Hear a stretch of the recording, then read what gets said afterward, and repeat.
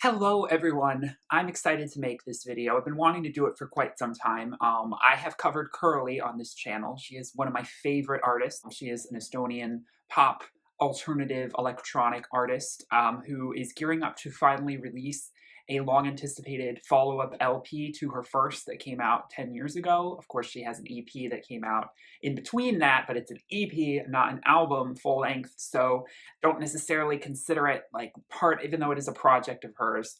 And this is technically her third album coming up. Anyway, it's a long story. I have this like debate in my head of whether to count EPs as full-length albums or not when you're like saying it's so-and-so's fifth album. It's like, is it, counting EPs or not? Is a debate that has been going on in my head for some time. But I digress. I am wearing my Kerli t-shirt, as you can see here, as fitting, because I'm going to be talking about her unreleased material, or specifically 10 songs of hers that I have picked to talk about that I find are obviously my favorites of her unreleased material, and I wanted to talk about on camera because I've already reviewed her Love is Dead album and reviewed Utopia, as well as talked about her singles that were released for this upcoming album. These singles were released in 2016, so I'll link all those videos in the description if you want to check that out, any new Kerli fans or Moon children who happen to stumble upon this video.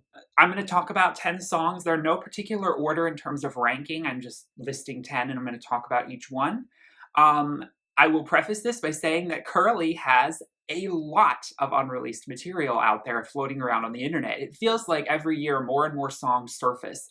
And it's not like these are new songs. These are old songs. Some of these are very old demos that were recorded when she was 15, 16 years old. And they sort of range in a time span between when she was first, struggling to make it as a, artist on her own, and she was still living in Stockholm, with under a Swedish music label, before that fell apart, and she eventually moved to LA when she was 20 years old. Some of these songs were composed before that period, and then a lot of them were composed around the 2 years before Love is Dead was released. So we're looking at, around 2006 to 2007, as a bulk period for when a lot of these songs were written and recorded. And a lot of them are, songs that just didn't make the final track listing for her album Love is Dead. A few of these songs may have been written after Love is Dead was released. However, I'm not sure in this list that I have here. There are a lot of demos that have leaked that were written more in like 2009, 2010, where she was working with a lot of different producers and a lot of different songwriters in LA to sort of write songs for other big artists. Think of Demi Lovato or Selena Gomez. They both ended up using songs that Kerli had co-written or had writing credits on, because Kerli was working as a songwriter. She was also trying to write songs for Britney Spears and, a bunch of artists that nowadays it seems like I don't want to put Kerli in the same sentence as. Nothing against those artists, but they've all gone their different directions.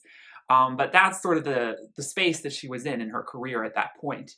But most of these songs were crafted, or at least originally written when she was much younger, living in Estonia, living in Sweden, trying to figure out how to make it as an artist, and were ideas that originally were going to go on to Love is Dead and didn't make the album. So with all that being said, let's dive into the first song that I'm going to talk about. Knew you wouldn't come along, so I left you on your own. This is too much time for us. This is too much time for us. This life's too long for us. We don't know what we have now. What if we could turn back time? This song is called Too Long, and it's actually it's an old demo of hers, but it's one of the ones I've heard more recently. I didn't initially hear this song until about 2 years ago, I think. I finally found it on YouTube. It was not one of the initial songs that either Kerli released herself or just leaked retroactively initially, way back like 8 years ago or so, when I heard a lot of these demos for the first time. And this is a rougher, kind of sparser song. You can tell that it's a little bit more of just a fleshed out idea of a track. And I included it in my top 10 because of the beautiful ambiance that it has. If you wanted to think of, Kerli's sound as a template, this song I feel like embodies it. It's got this, very bubblegum feel to it and the undertone, but then it has this heavy guitar that kind of gives it that punch or that bite. And it's that perfect mix of light and dark. It's a very weighted track, but it also has this ambient synth that also is so elevated. And that's something that I find beautifully in a lot of these tracks that I'll be talking about.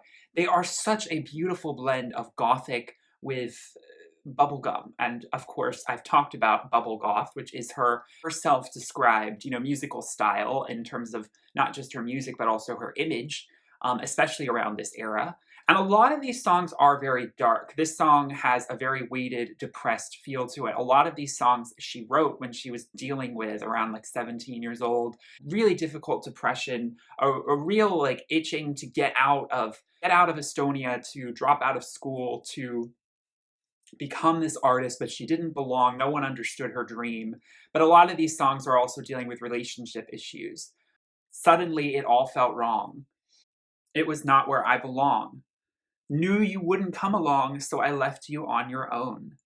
So I had to leave you behind, and I had to let go of this very long, drawn out, painful episode of my life that probably was tied up in some relationship. And it's very relatable. I find it to just be Kerli at her most sincere and depressing, but I really appreciate that about her.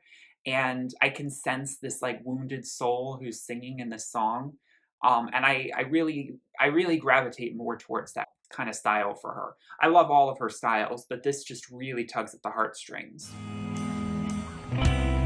You say there is nothing left of us,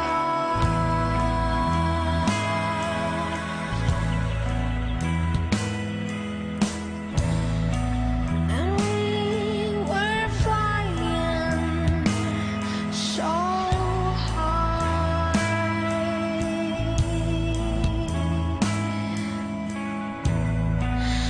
fell to pieces. So, Hold On was a song that I heard years ago, still after I'd heard Love is Dead, but we're talking about a demo that leaked a lot, like about 8 years ago or so.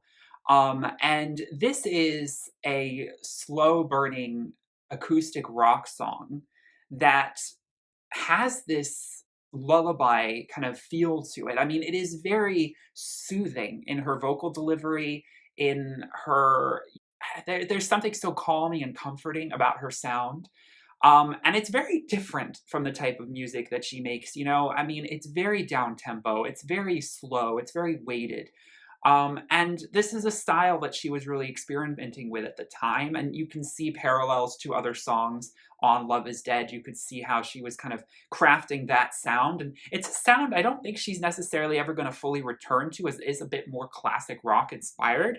But it is definitely something where you could see her earlier musical influences of loving like Phil Collins, for example, or Bonnie Tyler. You can see those influences there in her songwriting. Um, and also, there's something very children's storybook about this way she's delivering this song, as there is always that childlike essence to her lyrics. I mean, she often talks about her earlier songs as having very poor or underdeveloped songwriting, but honestly, I think it's just pure, honest innocence shining through. And, maybe her lyrics are a little too direct, or maybe they're not, crafted in a way that she would like so much in the rhyme schemes or whatever. But I find these lyrics to be extremely impactful and reflecting of a teenager who is going through a tumultuous period. And obviously, I view this song as Kerli almost speaking to herself during that darkest period of her life that she talks about, where she tried to commit suicide, and also was self-harming. Kerli has revealed that when she was 17, she was struggling with this the most. And this is her higher self almost coming in and saying, I see you're hurt. And instead of berating or trying to act like they know better, you should know better, this, get up off your feet, like make a change. It's sort of coming down to your level and putting a gentle arm around your shoulder and saying, I know how hard and painful this is. You've just got to hold on. And I know that's so impossible to kind of want to continue doing that right now. Keep shining, pretty girl. It's too late and nothing hurts, so hold on. If you're gonna feel numb, use that as like power to keep going and don't give in to that darkness. And it has that bittersweet, I'll turn the lights off, sleep tight, and I'll be leaving, so goodbye. Can you be on your own? Can I turn the lights off? Are you going to hurt yourself? I mean, this is heavy stuff. This is probably one of the heaviest songs she's ever written. And I should have probably prefaced it by saying that. And for that, it's just, I know Kerli may not think too highly of it, but it is a gem of a song. But it is, you need to be in a certain mood or a certain mind space to kind of feel really where this song is coming from and understand its darkness, but also the light that comes through in the lyrics and in the hopeful tone that it has.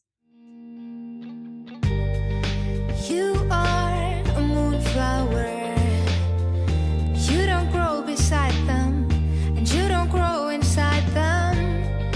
They don't know yet that you're more colorful.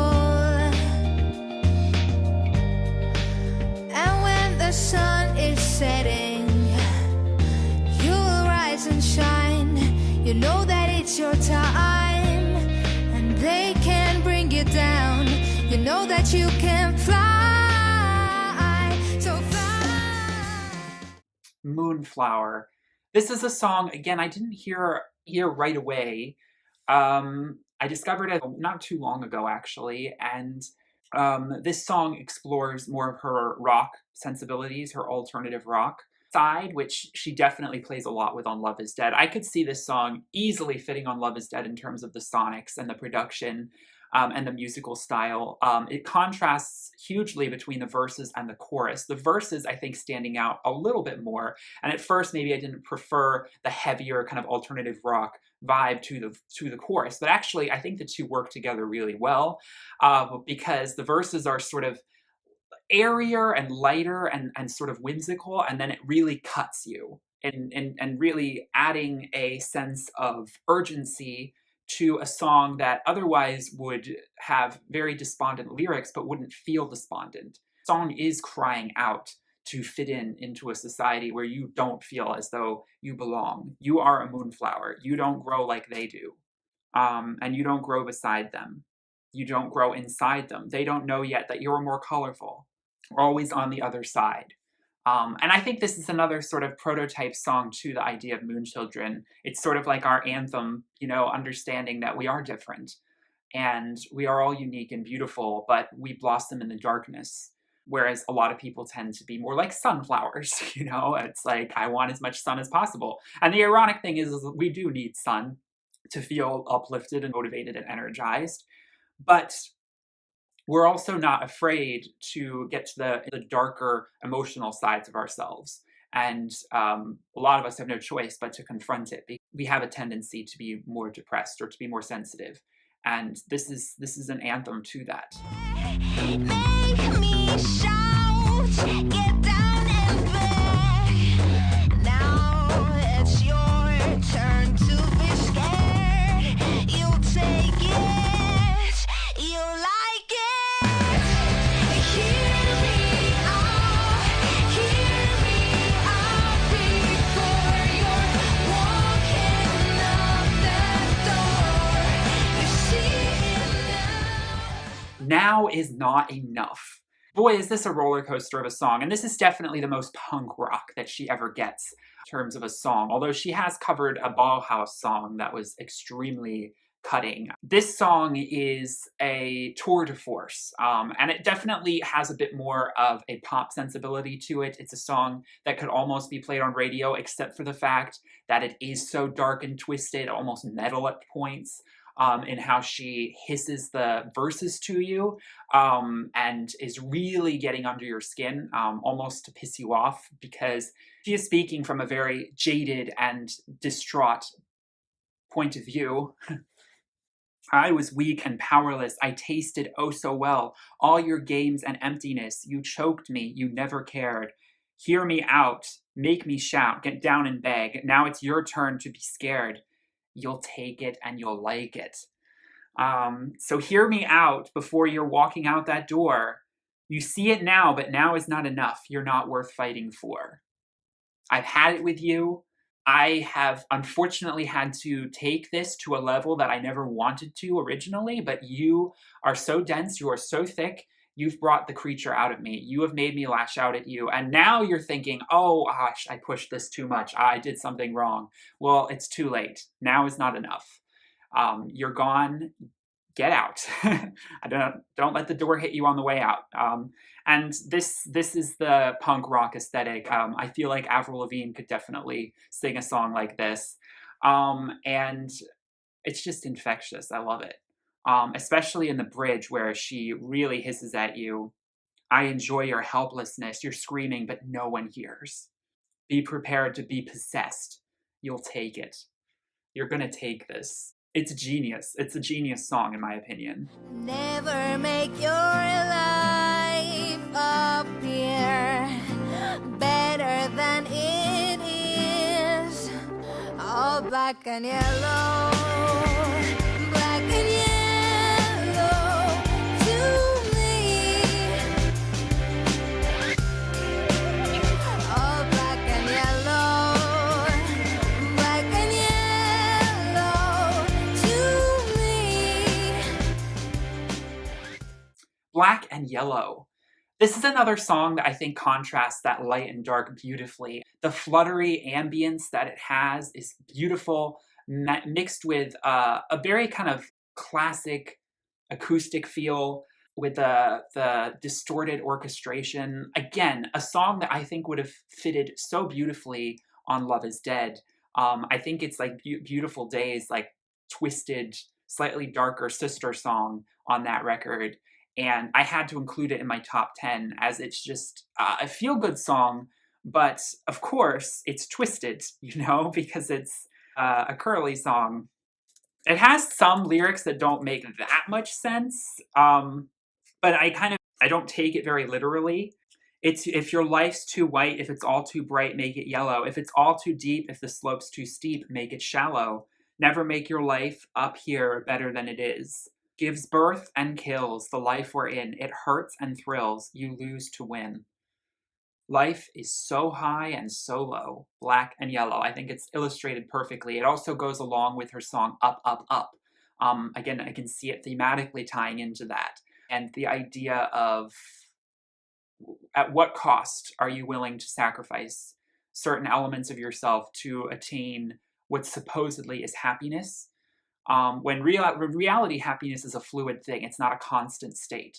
And you need to accept and understand what levels of yourself you're willing to compromise in order to get that happiness. Or maybe there are certain things you can't compromise on.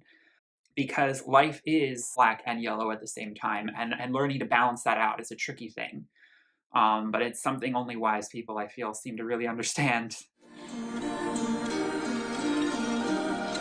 Oh, don't feel unwanted, my love. I know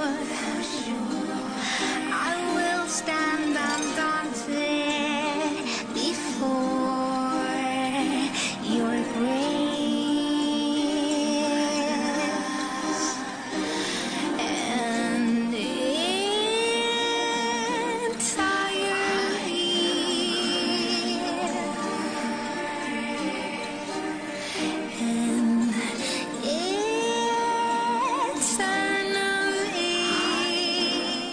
All right, so perhaps one of the darkest, I know I said that Hold On was, I don't want to say it was dark, but it was depressed in sound. Well, if we wanted the most classic goth emo song that we could think of from Early's discography, Death Is in Love With Me would be the song. I mean, just listen to the title. I remember Kerli talked about this song, and she basically was writing it under the idea of, I am writing a love letter to death, as death is my ultimate partner that I will eventually unite with when I die one day.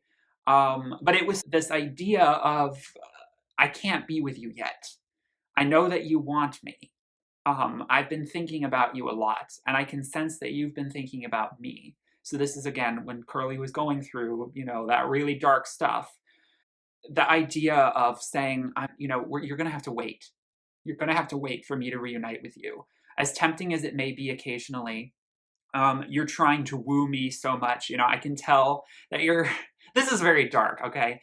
I can tell that you're putting on a show for me. You're really trying to get me to join you, but I just can't yet. I've got to stay here. I've got to take care of my own. I got to take care of my home ground. Eventually I will be with you and we'll be happily married in blissful harmony forever and ever, because ultimately I am yours. Hey, you know, if you're gonna write about death, write about it in a positive way. I mean, I feel, again, people who try to avoid thinking about or talking about anything dark whatsoever often have an insecurity about it. And that can really grow to this terrible looming thing. And it actually can cause a lot of anxiety and a lot of stress in your life. And you know, the more kind of Buddhist idea of understanding that all things do pass, all things do end, death will come. And of course, it's okay to be scared of it. We're all scared of it. I don't know how you cannot be scared of it to some degree. I mean, maybe some very, very spiritual, devoted monks in Tibet can say they're not afraid of death without a shadow of a doubt. But I'm definitely afraid of death still, because of the unknown and the ending of things. But to understand and accept it and embrace it actually is a really freeing feeling. And it lets out a lot of this pent-up stress and emotion that surrounds it, and actually makes it easier for you to be more happy in life. And I think it's a healthy way to understand it. The twisted orchestral elements of this song are so beautiful. I wish we had a better version demo of this. The audio quality is a little subpar, but these are demos that were leaked. So, you know, what can you do? But it is just, oh, and her vocals are impeccable. When she sings, "And eternally I will be yours," and she has that vibrato, that trill to her voice, which we don't see her do a lot, is something else altogether. It sends chills down my spine every time. I actually hadn't listened to it in many years, and then I listened to it in making this video, and I was just like, oh my goodness. I forgot how good this was. It's like, it's so bad it's good, but it's not a bad song, but you know, it's so dark, and you're like, oh gosh, I really shouldn't be in this headspace. But you know what? It's okay, because I get it. I get it. Some people won't. This will be too dark for some people, but the very emo punk goth group will, and you know, don't write them off as just always depressing, okay? They have a thing or two that you could learn about accepting death and understanding how life works. But the other side could also use a little more positivity too, so, you know, Kerli has that balance.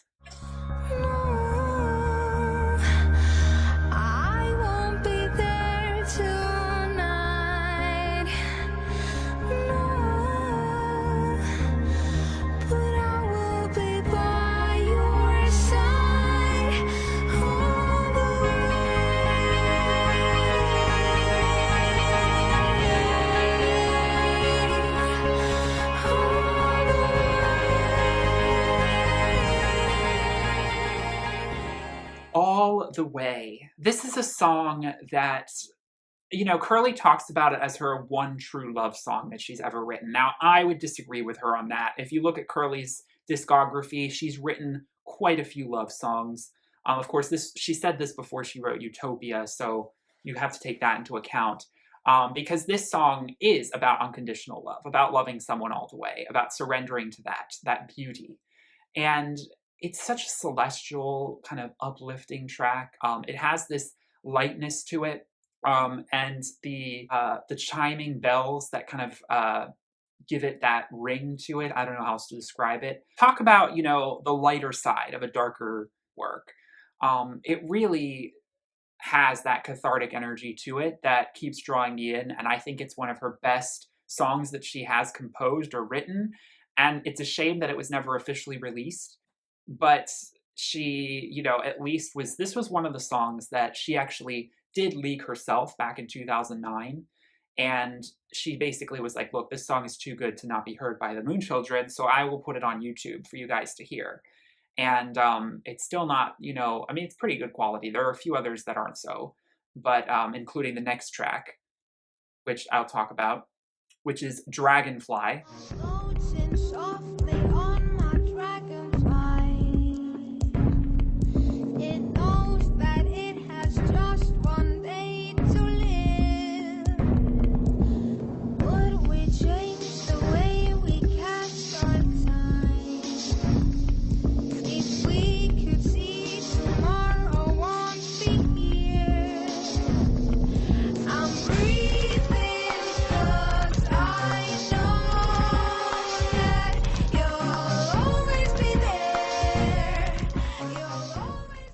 Songs like these get me so excited about Kerli. I heard this song right around when I was really discovering Kerli's music back in 2010, back when she released it on YouTube as just a gift to her moon children. I think she was doing some sort of cell phone campaign with Sprint or something. I don't know. Do any moon children remember what that was about? That's why she released these songs. And Dragonfly is pure magic. It's pure Alice in Wonderland. It's pure fairy tale. And I love that about that untouched childlike innocence that she has. It sounds like something that Aurora, who is another artist that I love on this channel, would be very inspired by or would write, because of how it is just so unabashedly innocent and playful and magical. I'm floating softly on my dragonfly. It knows that it has just one day to live. See, the thing about butterflies, and more importantly dragonflies, is they have very, very short lifespans. I thought dragonflies could live a little bit longer than a day, but we're talking weeks. They don't live for very long. So they have to make the most out of what they have in their time as a full-fledged, adult dragonfly or butterfly. And Kerli really took that idea and ran with it. Would we change the way we cast our time if we could see tomorrow won't be here? I mean, that line has stuck with me ever since I heard it. It's really, really important to keep that in mind. I'm breathing because I know that you'll always be there. The slightly eerie, off-putting ambiance of this track mixed with the uplifting, fluttery nature of its delivery, it's just a beautiful, exquisite track, and I highly recommend, if you have not heard it yet as a Moonchild or a Kerli fan, please do yourself a favor and listen to it. This is a song that I really wish was released in better quality because the mixing is rather low. So its volume level, it's a lot lower than if you were to get a lot of these other songs, like download, MP3 and stuff. So I do wish an official version was released from her. But at least we got to hear it. I can't help but feel like there are other songs that she's made that are just as magical that she never even released. And this is the kind of music that really gets me paying attention, that has that synesthetic quality where you hear colors and see sound. And also it takes you on this trip, but no drugs are involved. Even though I'm sure drugs were involved in some of the creation of some of these songs. Kerli has been very open about that. No one's here to see. Let my embrace be your pillow. It's just you and me tonight. I know it didn't go your way. Sleep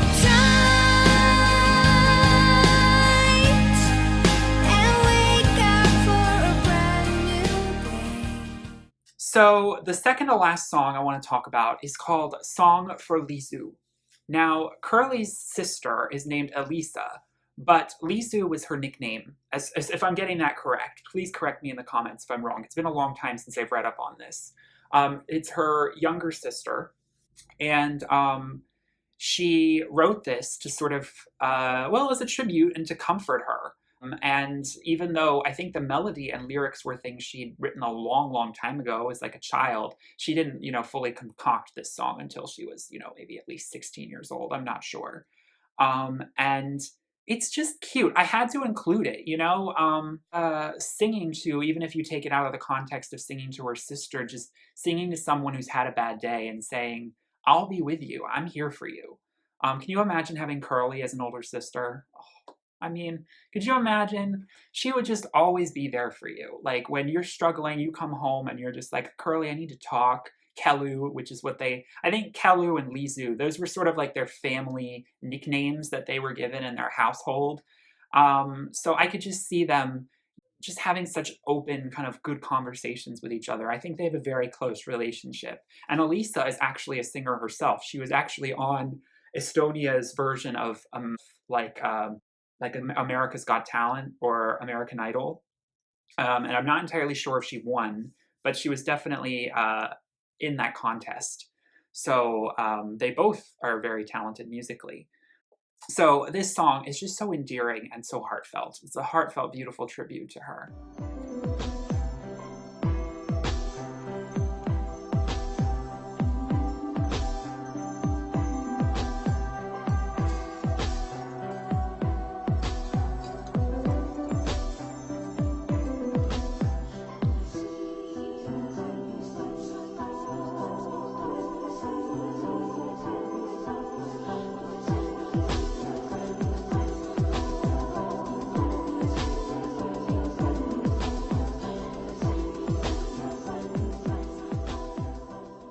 So the last song that I, of course, had to talk about is the instrumental ambient track, SAIMA, Journey to the Fairyland. Now, if I'm not mistaken, I don't actually know if SAIMA means anything in Estonian, but I do know that there is a gigantic lake in Finland that shares this name. Correct me in the comments if I'm wrong what SAIMA means in Estonian, but I remember most people talking about at the time that was the bigger correlation. And as you know, Finland is a sister country to Estonia, a neighbor. Um, this is just like the title implies, Journey to the Fairyland. This is just pure wonderment. The beautiful, exquisite mastering of production, of musicality, of vocals. She displays her true artistry and her true ingenious quality of making interesting ambient music. It's a route that I really love seeing her go down. I'd like to see her make more ambient instrumentals, because it just takes you there on this journey. It's a longer track and it has, all these playful elements to it and some very beautiful hushed vocals. She does sing in Estonian or whisper in Estonian in parts.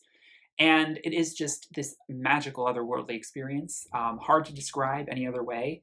And she talked about, and I actually remember, do you remember when Kerli had Formspring and you could ask her questions? This is, again, like people who have followed Kerli for a long time, they may remember this, but back in 2010, I remember asking her a question about this song and she responded to it. And I was like, oh my God, of course she didn't know who it was. These were anonymous questions, if anyone remembers Formspring. And she said that she remembers, I mean, it seems weird that she recorded this song in her backyard pool in LA. This song doesn't really fit that vibe or location, but she definitely used her local environment, wind chimes, bells, all these little things that she had around the house to record. It was very DIY, very low tech, very garage band. And she made this song. And I think this song was made after Love Is Dead was created. I don't think this song was made for that album. I think this song was made because she was doing a concert in 2009 called Ola Summer, which was this huge concert that they hold. And it was her big performance for that country that she did. One of her biggest performances that she's done. And she made an ambient instrumental track to sort of use for the transitions in between songs. And so that's why this song was created. So it's a newer track, only 10 years old. Some of these songs are way older than that. So anyway, had to end with talking about that amazing, exquisite song. I hope you guys enjoyed this video. I could talk about Kerli for hours. I just love her music so much. I am so, so excited for her to finally be releasing more music and to finally release this album that has been years in the making for her. I expect we're going to be getting a lot of songs that are almost more similar to songs like this, like SAIMA, like All the Way, like Dragonfly. I'm really hoping for that, because she already released a song called Journey Through the Elven Kingdom for pledge donators 2 years ago, which is like the perfect 2.0 of SAIMA. If you haven't heard it, I highly recommend. So it's a never-ending journey with her, and her career has been very all over the place, but I felt like I had to make this video before she releases any new music, so I hope you guys enjoyed it, and here's hoping to see where she goes next. I hope you guys have a wonderful, blessed day. Please give it a like and subscribe if you enjoyed this video. I love you all so much. And to all the moon children out there, integrity, love, and unity.